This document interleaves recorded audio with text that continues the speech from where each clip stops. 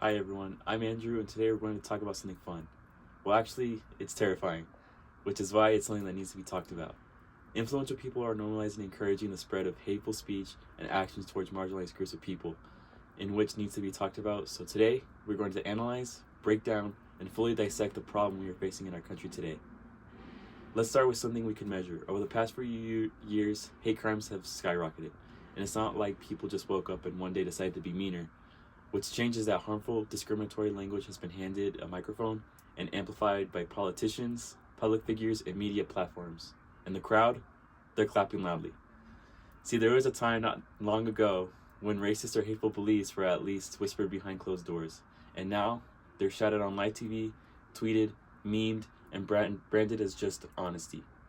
And here's the kicker: the more confidently someone says something, even if it's completely false, the more believable it becomes.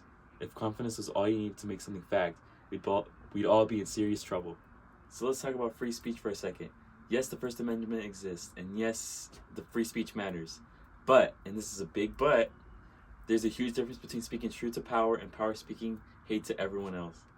When your words directly lead to violence, discrimination, or policies that harm people, spoiler alert, you don't get to hide behind it just saying, that's what I think.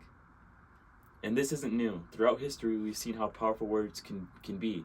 Dr. Martin Luther King Jr. used his voice to inspire peace, progress, and justice. And Senator Joseph McCarthy, on the other hand, used his words to inspire fear, suspicion, and division. Both had platforms, both had influence. The difference? One chose unity, and the other chose paranoia.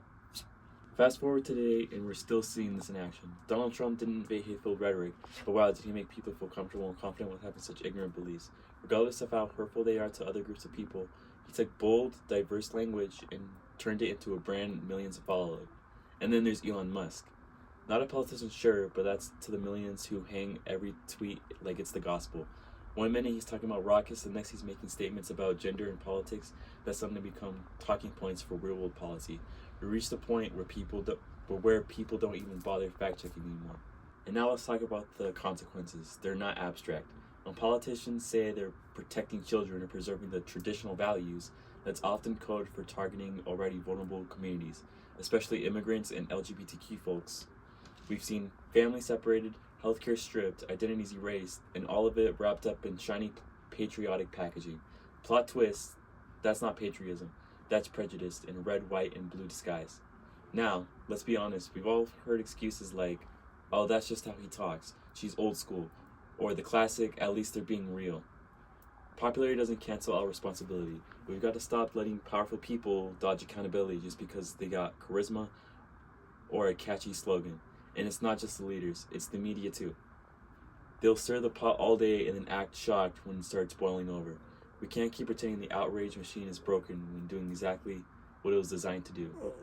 Question is, how do we move forward? How do we move forward from a society that is being influenced to be openly hateful as a result of the ignorant and prejudice being preached to them by peoples whose voices may be louder than the power they may hold, to one that can form their own unbiased opinions based on fact-checking and being generally well-informed through more reliable sources?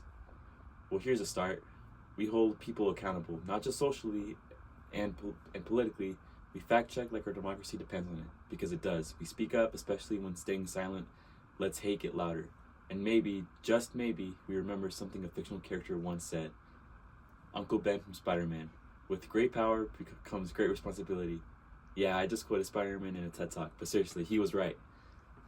We all have power, our voices, our votes, our ability to think critically instead of blindly following someone just because they speak with confidence or having a blue check mark.